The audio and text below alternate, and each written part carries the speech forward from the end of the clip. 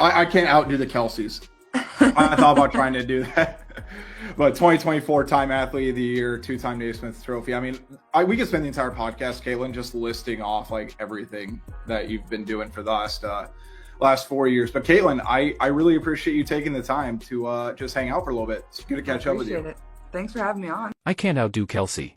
I thought about trying, but 2024 Time Athlete of the Year, 2-time Naismith Trophy winner.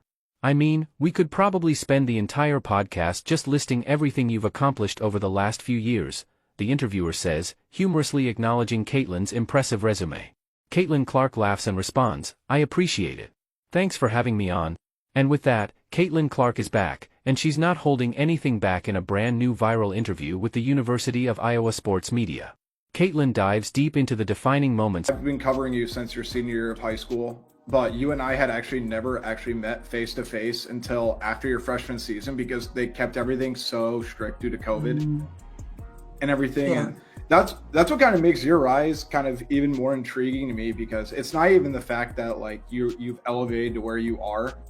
You started from the bottom's bottom because there were literally no fans in attendance, and like even the TV deal was kind of suspect at the time. Reflecting on her legacy just a week before her college jersey is retired at Carver Hawkeye Arena.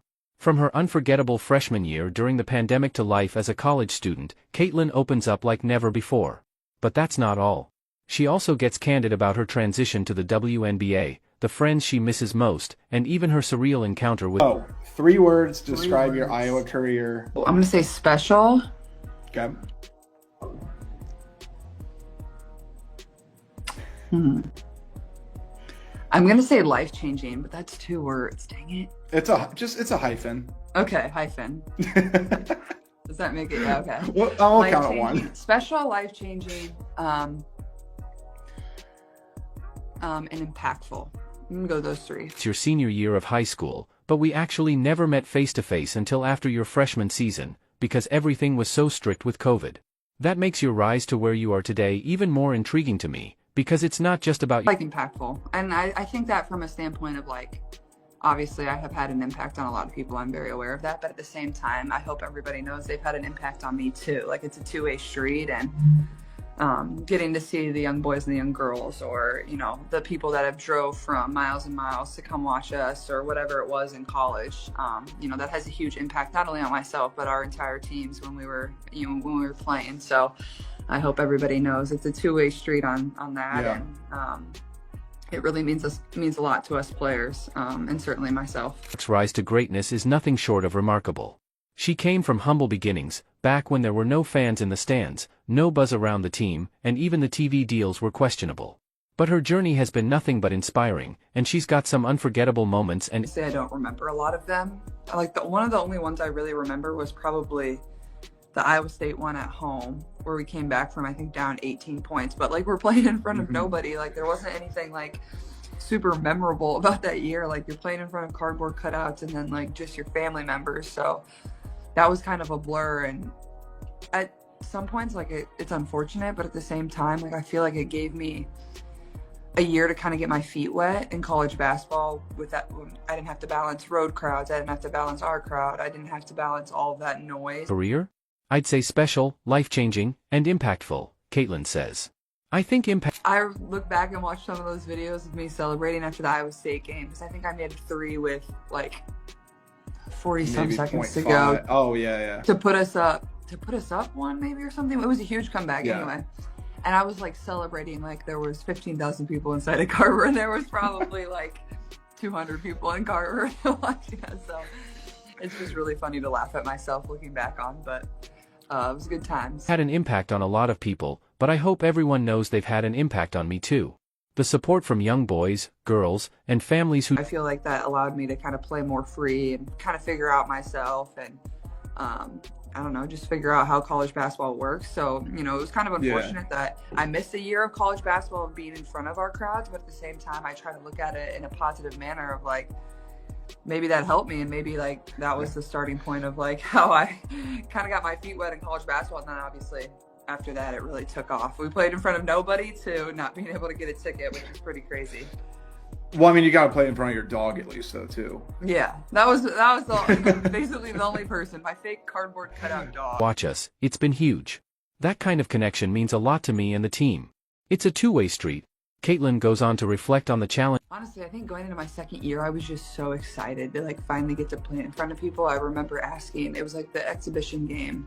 And I remember like going up to Coach Fitz, I'm like, how many people do you think are going to be here? Like I kept asking, like I was so giddy on like finding out like how many people were going to come, like what the crowd was going to be like. Like I remember being like so excited to finally play in front of our fans and the people that have supported, you know, the program far before I got there. So I just remember being like super giddy about that. I remember just being so excited. I think there was probably like 4,000, 3,000 people there maybe if I had to guess, but I was like so excited to play in front of people that weren't my mom and dad and my teammates' parents. Like it was like a taste of, you know, kind of what could be or what had been for the program previously. So I just remember being like so giddy about an exhibition game because it was just the first time that I got to play in front of our fans a year after I'd already been on campus, more than a year after being on campus.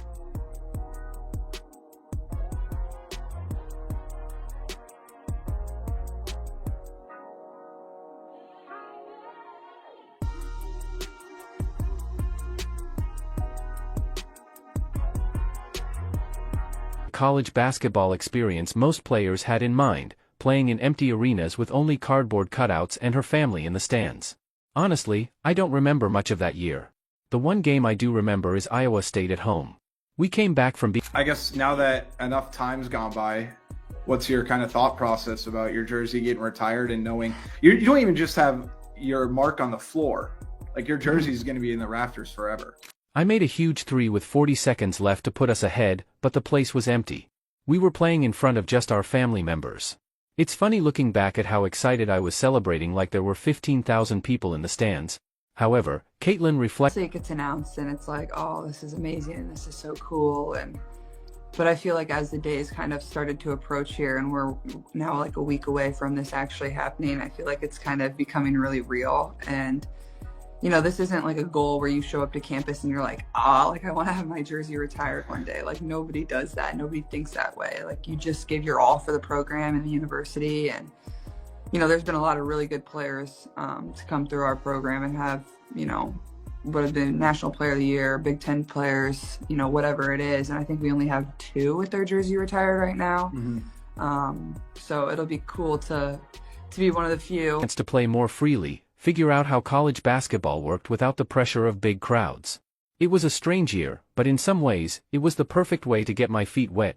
When fans finally returned, Caitlin was thrilled. Going into my second year, I was just so excited to play in front of people. I remember asking my coach before the exhibition game, how many people do you think will come? I was so giddy. I remember the first time I played in front of a crowd, even if it was only 3,000 or 4,000 people, I was ecstatic. It felt like a taste of what could be and what had been for the program before I got there. Fast forward to today, and Caitlin is gearing up for a monumental moment, her jersey retirement at the University of Iowa. As only the 3rd player in program history to receive this honor, she takes a moment to reflect on the journey. I never came to campus thinking my jersey would be retired. It wasn't something I set as a goal. I just gave my all to the program and the university. There have been a lot of amazing players who've come through, and for me to join them in having my jersey in the rafters is incredible, but the emotions of it all hit differently. I'm not usually a super emotional person, but when I'm standing there in Carver with my family, I think that's when it'll really hit me. It's hard to process until you're actually in the moment, but I'll be so thankful for all the love I've received at Iowa and for how much this program has allowed me to grow. As Caitlin continues to focus on her WNBA career, she's been putting in the work during the off-season, refining her game and preparing for a stronger second year. I've been working with a new player development coach, Keith Porter. He's been amazing, and it's been so much fun working out with him here in Indianapolis. We're not just adding new skills, we're fine-tuning the ones that made me dominant in the first place. From playing in front of empty arenas to now being a part of history, Caitlin Clark's journey has been marked by hard work, resilience, and gratitude. Whether reflecting on her time at Iowa or preparing for her future in the WNBA, one thing is clear: her passion for the game and her commitment to growing as a player are unwavering. Caitlin Clark is a player who truly loves the game of basketball, and it's clear in the way she approaches her craft. She's dedicated, putting in the time and effort every single day to improve. But what does that look like in terms of a long-term plan for her development? Right now, I'm focused on refining the little things, the areas where I can grow to be more successful in year 2, she explains. It's about adding new skills,